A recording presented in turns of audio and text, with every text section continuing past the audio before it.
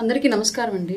గత 3 రోజులుగా రాష్ట్ర వ్యాప్తంగా కొన్ని సంఘటనలు జరుగుతూ ఉన్నాయి. దాన్ని అటు తిప్పి ఎటు తిప్పైనా సరే జనసేనకి పవన్ కళ్యాణ్ గారికి రుద్దేటువంటి ప్రయత్నాల్లో భాగంగా వైసీపీ అనుకూల కుల సంఘాల నాయకులు వివిధ ప్రయత్నాలు చేస్తూ ఉన్నటువంటి విషయం మనందరం చూస్తూనే ఉన్నాము.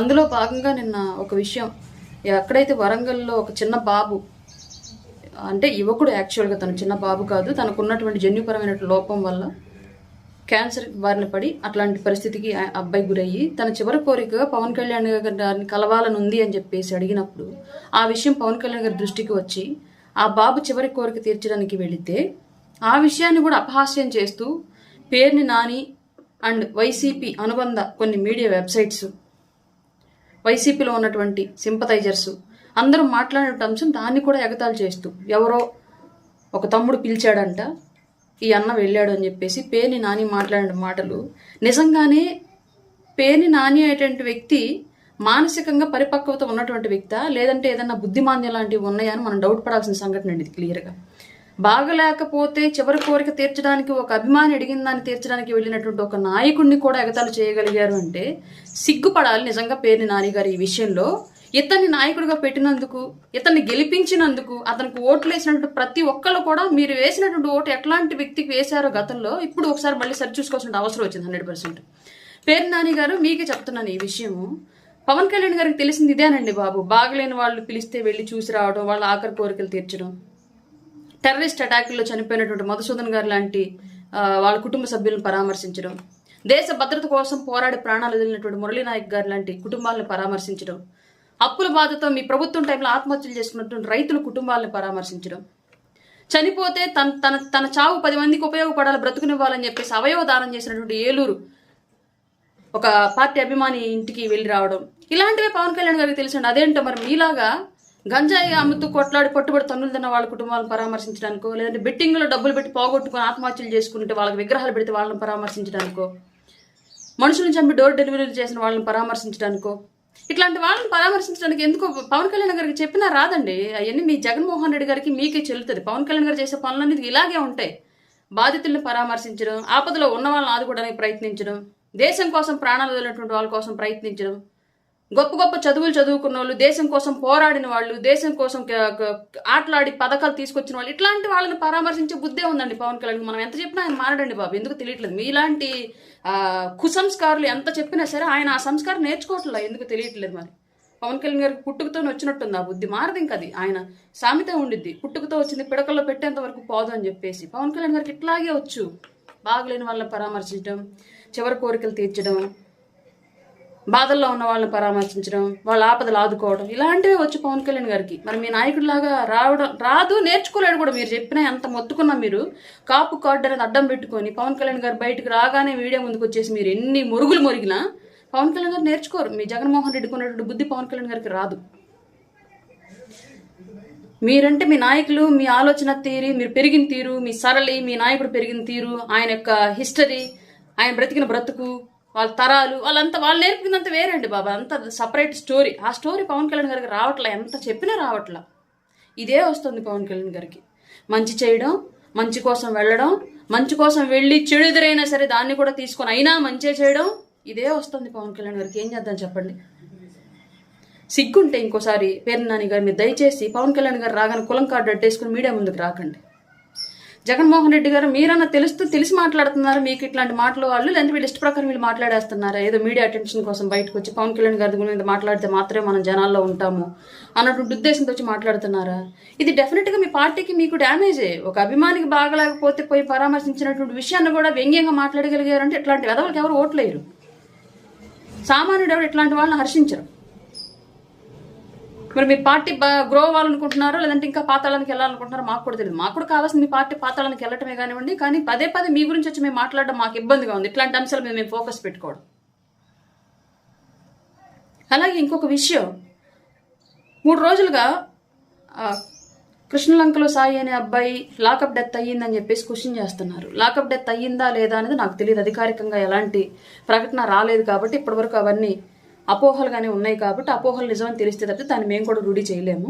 అయినప్పటికీ కూడా దాని మీద ఒక కమిటీని వేసింది ప్రభుత్వం, యాక్షన్ తీసుకుంది. గౌరవ ముఖ్యమంత్రి గారు ఉప ముఖ్యమంత్రి గారి యొక్క ఆధ్వర్యంలో ఒక ఐపీఎస్ ఆఫీసర్ని దాని మీద వేశారు. అలాగే ఎవరైతే ఆరోపణలు ఎదుర్కొంటున్నటువంటి సీఏ ఉన్నాడో అతను సస్పెండ్ కూడా చేశారు.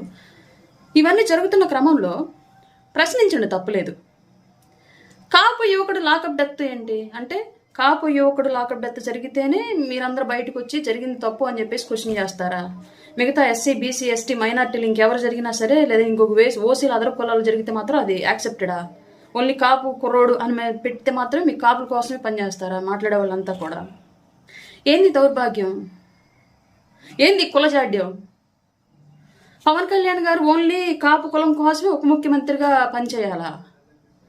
కాపు కులం కోసమే పార్టీ పెట్టారా? అంటే మేము మిగతా కులాల నుంచి పనిచేస్తున్న వాళ్ళు, మా కులాల నుంచి ఎవరు లేరు కాబట్టి మాకు న్యాయం జరగదా ఈ రాష్ట్రంలో? నేను రాష్ట్రంలో ఉన్నటువంటి చాలా మందికి ఒకటే చెప్పాలనుకుంటున్నాను. కుల సంఘాలు, బోలెడు కుల సంఘాలు ఉన్నాయి. ఒక్కొక్క కులానికి 10 సంఘాల దాకా 25 సంఘాల దాకా ఉన్నాయి. వాళ్ళందరికీ మీకు ఒకటే చెప్పాలనుకుంటున్నాను. పవన్ కళ్యాణ్ గారు అనేటువంటి వ్యక్తి కాపు సామాజిక వర్గంలో పుట్టారు. ఆయన ఒక పార్టీ పెట్టారు. ఆయన వాళ్ళ ఉప ముఖ్యమంత్రిగా ఉన్నారు. ప్రభుత్వం రావడానికి ఆయన కృషి తోడైంది కాబట్టి ఇవాళ ప్రతి ఒక్కళ్ళు ఆ ఓటు బ్యాంకును చేర్చడానికి ఆయన క్యాస్ట్ని, ఆయన్ని టార్గెట్ చేసి వైసీపీ రాజకీయం చేస్తుంది. వైసీపీ నుంచి గనక ఎప్పుడైనా సరే భవిష్యత్తులో మీకు న్యాయం జరగాలి అన్నా, వైసీపీ పార్టీ నుంచి మీకు సపోర్ట్ రావాలి అన్నా, మిగతా కుల సంఘాలు కూడా కులానికి ఒక పార్టీ పెట్టుకొని పార్టీ స్థాపించుకోండి. లేదంటే వీళ్ళు ఎవరికి ఎస్సీ, బీసీ, ఎస్టీల కోసం పేరుకే నా ఎస్సీ, నా బీసీ, నా మైనార్టీ అంటాడు తప్ప జగన్మోహన్ రెడ్డి ఎక్కడో కూడా న్యాయం చేయరు. ఎందుకంటే అధికారంలో ఉన్నటువంటి 5 ఏళ్ళు ఎప్పుడూ కూడా కాపులకు న్యాయం చేయాలి జగన్మోహన్ రెడ్డి. బిఫోర్ కూడా ఎప్పుడు కాపులను మీద వేసుకొని తిరగల జగన్మోహన్ రెడ్డి. కానీ పవన్ కళ్యాణ్ గారు కాపులో పుట్టడం మూలంగా ఇవాళ పవన్ కళ్యాణ్ గారి వల్లనే జగన్మోహన్ రెడ్డి ఓడిపోయినటువంటి మూలంగా, పవన్ కళ్యాణ్ గారి వల్లనే ఇవాళ కూటమి అధికారంలోకి రావడం మూలంగా ఇవాళ ప్రతి మాటకి ముందొక కాపు వెనకొక కాపు పెట్టి పవన్ కళ్యాణ్ గారిని రుద్దేటువంటి ప్రయత్నం చేస్తూ ఉన్నారు. కాబట్టి ఇట్లాంటి ప్రయారిటీయే మిగతా వర్గాలకు కూడా రావాలంటే మీరు కూడా పార్టీలు పెట్టేసేయండి. లేదంటే వైసీపీ టైంలో మిగతా వాళ్ళు ఎవరు కూడా వైసీపీ పార్టీ దృష్టిలో, వైసీపీ పార్టీ అధిష్టానం జగన్మోహన్ రెడ్డి దృష్టిలో మిగతా కులాలు ఎవ్వరూ కూడా అసలు గుర్తింపు లేని వాళ్ళు. గుర్తుపెట్టుకోండి ఈ విషయాన్ని. కారణం ఏంటి అంటే పవన్ కళ్యాణ్ గారు మాత్రమే టార్గెట్ కాబట్టి కాపు కులాన్ని మీదేసుకొని నటిస్తున్నట్టుగా చేస్తున్నారు. ఒక వ్యక్తి లాకప్ డెత్ జరిగితే లాకప్ డెత్గా ఖండించండి. అది చట్ట వ్యతిరేకమైనటువంటి చర్యలు తీసుకోమని అడగండి. అది ఏ కులమైనా సరే. కాపు కుర్రోడు పవన్ కళ్యాణ్ ఏం చేస్తున్నాడు? ఏంటి జాడ్యం? పవన్ కళ్యాణ్ కాపుల కోసం పార్టీ పెట్టాడు. మిగతా వాళ్ళు ఎవరు పనిచేయలేదా? పవన్ కళ్యాణ్ గారి కోసం, కూటమి కోసం మిగతా వాళ్ళు ఎవరికి న్యాయం అక్కర్లేదా? ఇంకేదన్నా క్యాస్ట్లో జరిగితేనేమో ఇప్పుడు జగన్మోహన్ రెడ్డి గారి తండ్రి గారేమో మహామేత, మిగతా నాయకులంతా కూడా దేశ నాయకులు, తెలుగు నాయకులు, రాష్ట్ర నాయకులు. పవన్ కళ్యాణ్ గారు మాత్రం కాపుకు నాయకుడా? ఏం చెప్పాలనుకుంటున్నారు మీరు? అన్ని కులాలు ఓట్లేస్తేనే గెలిచామన్న విషయం పవన్ కళ్యాణ్ గారికి తెలీదా? లేదంటే జనసేనకు పనిచేసిన కాపులకు తెలీదా? వైసీపీ కండం ఇడి కింద పెట్టుకొని మెడలో మాత్రం కులం కండ వేసుకొని వచ్చి మాట్లాడితే చెల్లిద్ది అనుకుంటున్నారు అందరూ. ప్రతిదీ ప్రజలు చూస్తున్నారు, గుర్తుపెట్టుకోండి. పవన్ కళ్యాణ్ గారు కులం లేని నాయకుడు, సమస్త కులాలను ఐక్యం చేసి పని చేయగలిగినటువంటి నాయకుడు, వెనకబడ్డ ప్రతి కుటుంబం కోసం పనిచేసేటువంటి నాయకుడు పవన్ కళ్యాణ్ గారు. ఇవాళ మీరు కొత్తగా వచ్చి కులం ముద్ర రుద్దేటువంటి ప్రయత్నం చేస్తే ప్రజలు చూస్తున్నారన్న విషయం గుర్తుపెట్టుకోండి. ఎవరైనా పొరపాటున ఏదైనా దయచేసి ఈ క్యాస్ట్ కార్డు వాటర్లో ఎక్కడన్నా రాంగ్గాను రూడ్గాను మాట్లాడుంటే క్షమించండి. ఎందుకంటే పవన్ కళ్యాణ్ గారికి కులం రుద్దడానికి నేను అస్సలు తీసుకోలేకపోతున్నాను. ఆయన అన్ని కులాలకు నాయకుడు. అందరం కలిసి పనిచేసాం, అందరం కలిసే పని చేస్తాం ఆయన కోసం. ఆయన నడిచేటువంటి ప్రతి అడుగు అన్ని కులాలకు ఆదరణ. ఈ విషయం మర్చిపోయి కొందరు వైసీపీలో ఉన్నటువంటి కుల నాయకులు వచ్చి ఇష్టారీతిగా మాట్లాడుతూ ఉంటే నిజంగానే హట్టింగ్గా ఉంది ఆయన మీద కులముద్ర వేయడం. తీసుకోలేము, ముమ్మాటికి తీసుకోలేము. ఖచ్చితంగా మళ్ళా కులముద్ర వేసి రుద్దుతూ ఉంటే ఖచ్చితంగా ఆయన్ని ఏమి అనం, ఆ కులాన్ని ఏమి అనం. ఎవరైతే మీడియా ముందుకు వచ్చి ముద్ర రుద్దేటువంటి ప్రయత్నం చేస్తారో వాళ్ళనైతే ఖచ్చితంగా టార్గెట్ చేస్తాం. ఇక్కడి నుంచి మిగతా కులాల నుంచి, ఆ కులం నుంచి చేసినా చేయకపోయినా మిగతా కులాల నుంచి డెఫినెట్గా పవన్ కళ్యాణ్ గారికి కులముద్ర రుద్దాలని చూసే ప్రతి ఒక్కళ్ళకి తగిన బుద్ధి అయితే చెప్తాం. ఇదైతే ష్యూర్.